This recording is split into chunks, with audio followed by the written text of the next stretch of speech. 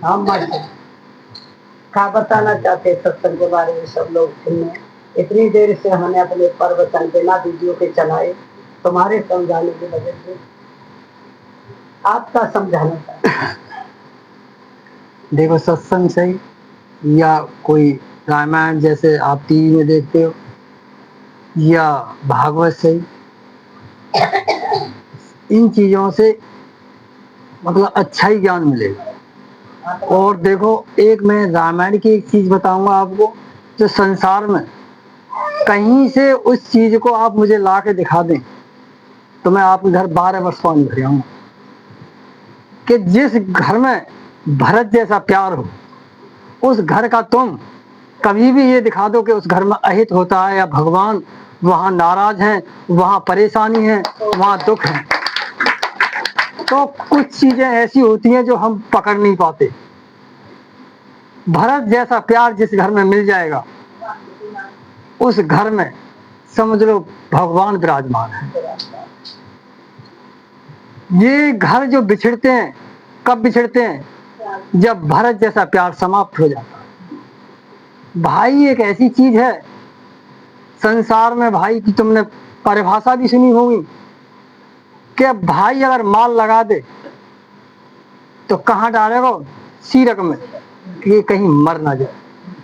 और दुश्मन अगर माल लगा देना तो ये भी नहीं पता पड़न देगा कहाँ चलाओ, पता भी नहीं पड़न देगा कहाँ चलाओ।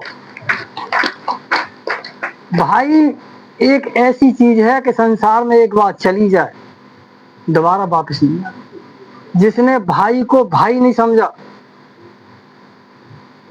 वो अब नहीं तो आज के दिन पछताता। मैं मानता हूं कि भाई के अंदर कमियां होती हैं, ये भी सत्य है, लेकिन अगर हमारा बड़ा भाई गलत कर रहा है या हमारा छोटा भाई गलत कर रहा है, सोचिए वो बहुत ही गलत है। बिल्कुल सबसे ज्यादा गलत इतना है कि उस संसार में कोई आदमी अच्छा नहीं बता सकता। सोचना, और हम छोटे हैं, हमारा भाई गलत है बड़ा, तो हम गलत बने या सही?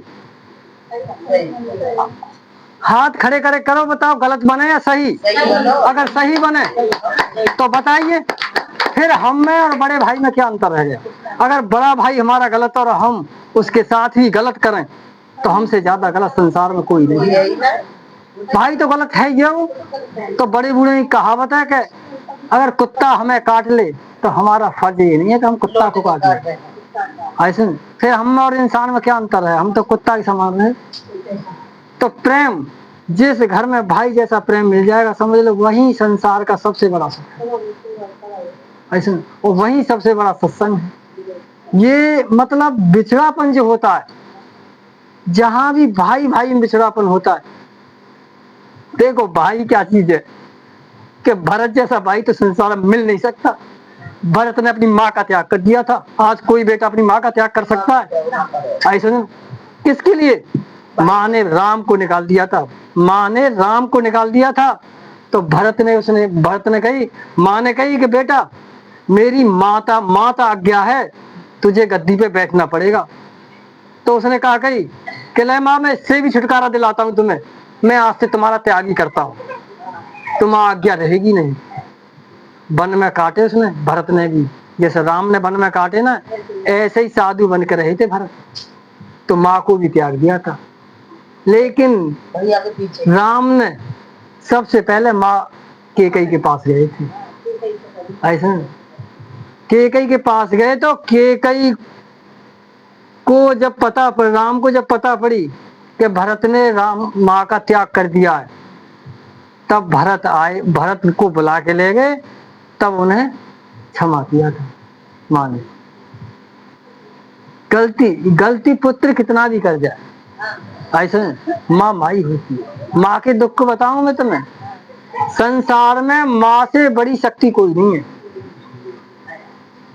माँ से बड़ी शक्ति कोई नहीं है। और आप सभी माँ हैं, ध्यान से सुनना कि अगर पुत्र के नेक लग जाए, तुम रोटी कर रहे हो, पुत्र अचानक आग में कैसी उंगली रख दे या गिर जाए, मार किस पे लगती है? सोचो, माँ पे लगती है, उसका पति माँ को मारता है कि तूने गलती की है, अगर तू ध्यान दे दी तो ये बच्चा आग में नहीं गिरता। और लेकिन माँ को देखना, वो तो माँ का बेटा का इलाज करवाने गया है बाप, और माँ क्या कर रही है, जब तक रो रहा है बच्चा, खाना तो खाया ही नहीं है, खुद रोती रही, मार भी खा ली बच्चे के पीछे और खाना भी छोड़ दिया। तो माँ के बराबर सहन शक्ति कोई नहीं। ऐसे माँ सबसे अमूल्य चीज है, जिसने माँ को कष्ट दे दिया ना, उसका तो ध्यान जीवन में होना नहीं है, कभी भी नहीं होना। ऐसा ना, इसीलिए कलह कब होती है, जब माँ अपनी पुत्र वधू को पुत्री नहीं समझती, उस घर में कलह स्टार्ट हो जाता है। और पुत्र, अब ये कहो कि पहले बहू समझे वो गलत है। अगर सोचिए कि अगर हमारे पास एक बच्चा रामा कृष्णा नहीं कर रहा, अगर हम उससे रामा कृष्णा करेंगे तो वो स्वतः ही सोचेगा यार ये तो बहुत मुजरक है, भाई हमें इनसे करनी चाहिए। तो शिक्षावान है हमसे नहीं, और तुम कहो कि हमारी बहू सेवा करे, ये तो गलत है। तुम अपने विचार बदल दो ना, वो तो अपने आप सेवा करने लग जाएगी। तो हमारी मतलब नियत, अभी मान लो कुछ बहू हैं, कुछ बहू में सास बनी गई, तो उन्हें भी ये सोचना चाहिए कि हमें ये नहीं सोचना चाहिए कि अरे ये पराई घर की है। अपने पुत्र को तो तुम मतलब ये सोचती हो कि भाई माँ की ममता जब निराली है। देखो सुनो कि अगर औरत से पूछी कि तेरे क्या लाऊं, कि मुँह को झुमकी ले आओ, सबसे बढ़िया तुमने कमाई करी है 10-20 हजार रुपया कमाए महीना पे। बहन से पूछी कि भैया तुम्हें खा ले आऊं, बहन ने कही भैया हमें लेंगे, तुम्हारी पहली तनख्वाह आई है कि भैया जो बढ़िया चीज लगे, सबसे बढ़िया जो पैसा ज्यादा हो वह लेके आइए। बहन ने मंगा ली। अब भाई से कही कि भाई हमें तो एक गाड़ी मंगवा देती बस, तो हम पर गाड़ी ना है तो अपने आराम से गाड़ी चले जा करेंगे। अब माँ से कही कि माँ तुमने तो जन्म दिया है, इनसे बहुमूल्य चीज मांगना। तो माँ ने क्या कही कि बेटा तू ड्यूटी करके घर आ जाइए, बस यही मेरी चीज है। तो माँ की ममता जिसने दुखा दी वो कभी सुखी नहीं रह सकता। माँ को केवल उसकी सूरत की जरूरत है, ऐसे में उसे धन और दौलत नहीं चाहिए। इसीलिए मैं अपनी वाणी को विराम देता हूँ, सभी को हाथ जोड़ते हुए। देखिए हमारे मास्टर जी ने बहुत अच्छी बात बताई माँ के बारे में। बहू आ जाती है माँ बड़ी खुशी मनाती है। दोनों ही बातें जब अपनी बेटी विदा होकर जाती है तो क्या होता है, माँ रोती है। कैसी रोती है, जिस वक्त सीता जी जब विदा करी थी तो अपनी सीता बेटा को माँ ने क्या सिखाया, बेटा अब तेरा घर वही है, ये घर तेरा नहीं है बेटा। पति को परमेश्वर मानना और सासू माँ की इज्जत करना। और जब विदा है के गई तो कैसी रोई, उनकी माँ सीता जी की संग में बैठी थी एक बहना, वो बहुत समझा रही थी और रो रही थी कि ठीक है वो अपने घर गई, लेकिन आज तो मुझे ऐसा लग रहा है कोई मेरी चोरी कर ले गया, कुछ लूट ले गया। माँ तो दोनों बराबर हैं।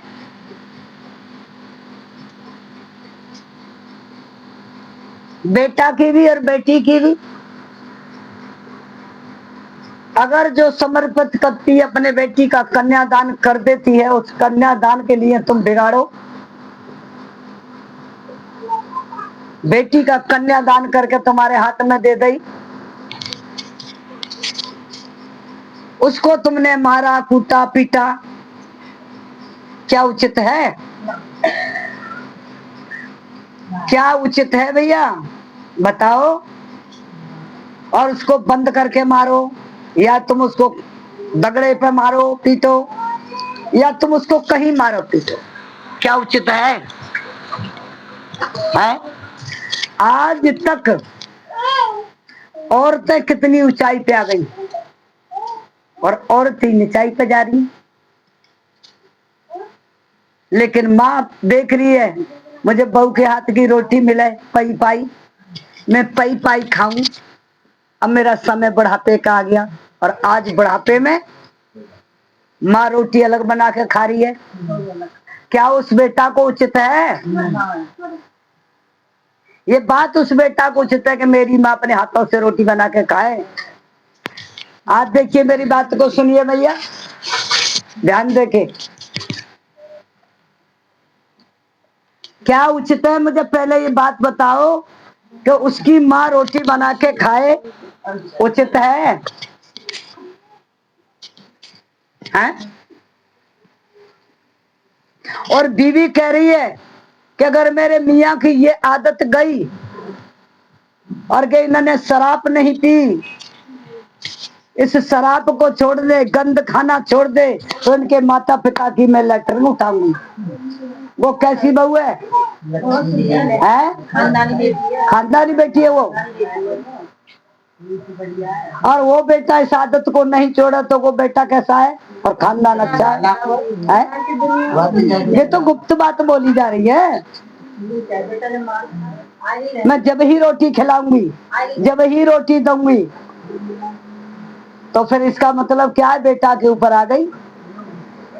रोटी तो बेटा नहीं खाने दे रहा, रोटी तो बेटा बनवा रहा है अपनी माँ के लिए कि तू अकेली बना के पेट के खा। बहू तो छील कर आई है भैया।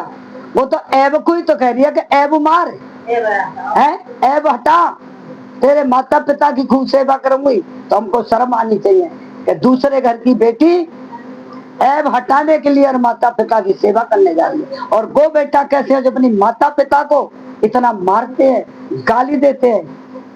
राक्षस नहीं है तो कौन है? बताओ मुझे।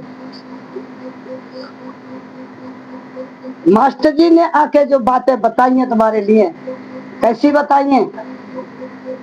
कि वो कह रही है काला ये लेके आ जाना, बहन कह रही है ये लेके आ जाना, सभी अपनी अपनी कह रहे हैं। भैया कह रहा है गाड़ी दे देना, और माँ कह रही है बेटा तू अच्छी तरह से आ जा, मेरे लिए तो कोई बहुत है। कभी आज तक सुना है कि माँ ने ये बात चाहिए कि मेरा बेटा ये दे या मेरा बेटा ऐसे करे? कभी चाहा है मेरा बेटा अच्छे से चले, मेरा बेटा? आज क्या हो रहा है? आज घर से माई निकाली जा रही है। क्यों आखिरी में? कारण तो है कुछ, क्योंकि हमारा कर्म ही है जैसा है।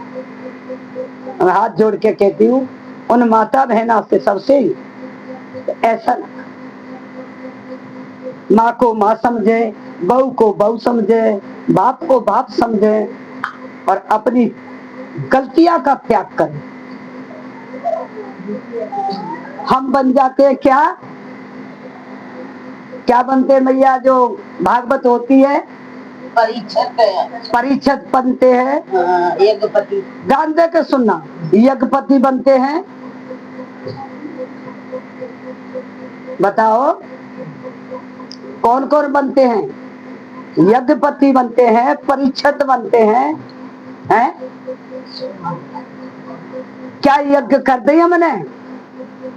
अरे यज्ञ तो हमने अभी गोला चढ़ाया, सामग्री चढ़ाई, लौंग चढ़ाई, बतासे चढ़ाए, घी चढ़ाया, इनकी कर रहे हैं।